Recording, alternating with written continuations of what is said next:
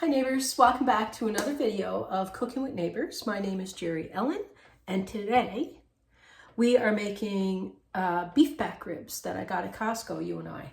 Remember the video I did? We went to Costco and we went through Guelph, Ontario and stuff. Well, that day you and I picked up these beautiful beef back ribs.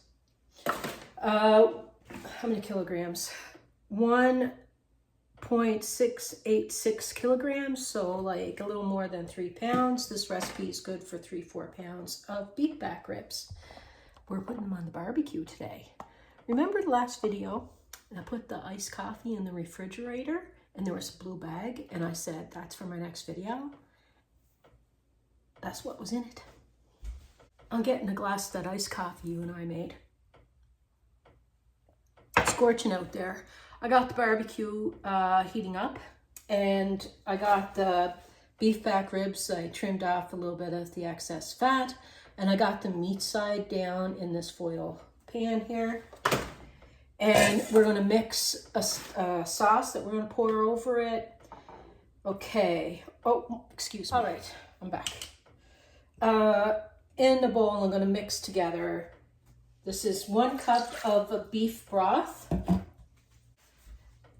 And I'm going to put 1 cup of barbecue sauce, whatever barbecue sauce you believe you would enjoy over the ribs. Man, I still have creamsicles left in the freezer because it's the same day that we tasted them together. The creamsicles that we made, the orange ones. You all have to make it, especially like if it's a hot day. It is really good.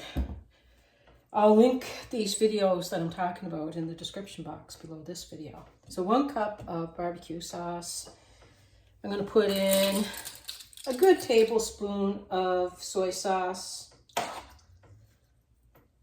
And I'm going to put 1/4 cup of lightly packed brown sugar.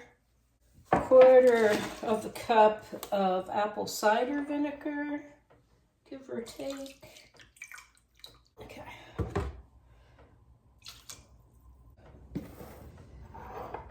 Worcestershire. I must have ran out of where's your sister sauce?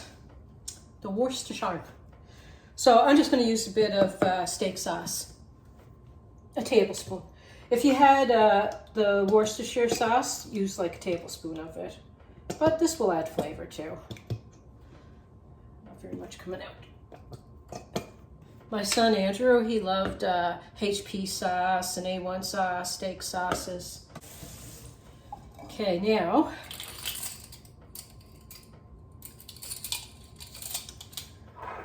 teaspoon of garlic powder or onion powder.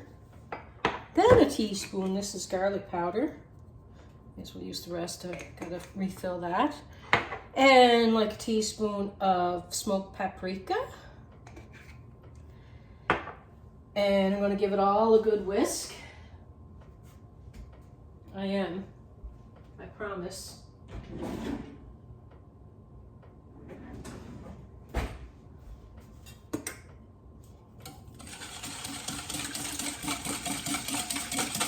And salt and pepper.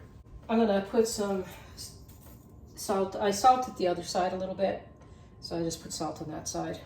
Put some pepper in here. And just a little bit of salt, because I have soy sauce and salt on that and whatnot. You can do that to taste.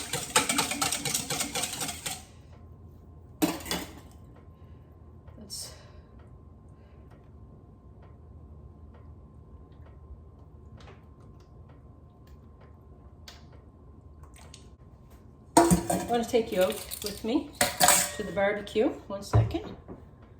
I'm going to cover those. And just going to cover them nice and tightly.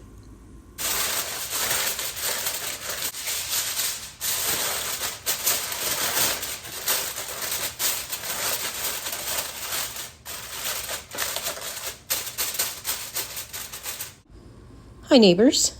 I am going to put this on the barbecue. They don't take that long to get tender, really, in my opinion. Depending on how thick your beef ribs are, will depend on how long you cook it for. But putting them in this and braising it for a while before I take the foil off really leaves them nice and tender. And I'll give you another little bit of info in a bit. A bit of info in a bit. Poor Graham, he's working so much. He's working late again tonight. So I'm just going to cook these and I'll put them in the refrigerator. I was going to make sides to go with it, but he's not going to be home for supper. So tomorrow I'll make sides to go with it and we'll eat together tomorrow. Yeah, we have curtains that we have to hang there. Even on my steps thing, I can't reach it. Anyway, here's my barbecue. I wish they didn't put the sticker on that part. I can't get it off. Anyway, indirect heat. I got this burner on and this burner on. I'm going to put my tray in the center. So I don't want the bottom of my ribs to burn, and I want to cook them evenly and slowly. It's on about 325 to 350 Fahrenheit. And yeah, 1 second.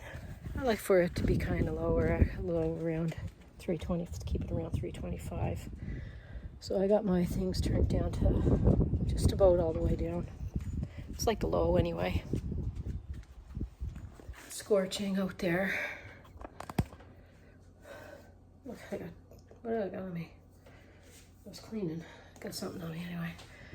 So I'm going to leave them on there, low heat.